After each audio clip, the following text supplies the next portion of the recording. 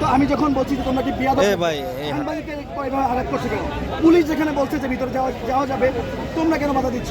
এটা যখন বলছি তখন তারা বেশ কয়েকজন শিক্ষার্থী একসাথে এসে আমার উপর আক্রমণ করে। পরবর্তীতে আমার যখন বাধা দেওয়ার চেষ্টা করে, চেষ্টা করে, তখন সহকর্মীদের উপরে তারা আঘাত করে। আমি নাজমুল হক, স্টার নিউজে। নাজমুল ভাই, ওখানে আপনি ছাড়া আর কয়জন সাংবাদিক ছিলেন? আমি প্রথমে ছিলাম এবং তারা আমার উপর আক্রমণ করে। যখন আক্রমণ করে পেছন থেকে কয়েকজন সহকর্মী আসে, তারা বাধা দেওয়ার চেষ্টা করলে তাদের উপর আক্রমণ করে।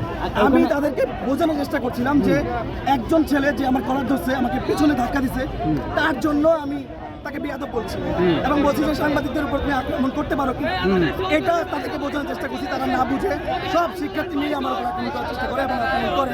আচ্ছা, আর কোনো সাংবাদিকের সঙ্গে কি এই ঘটনা ঘটেছে? কারো মারধরের শিকার হয়েছে?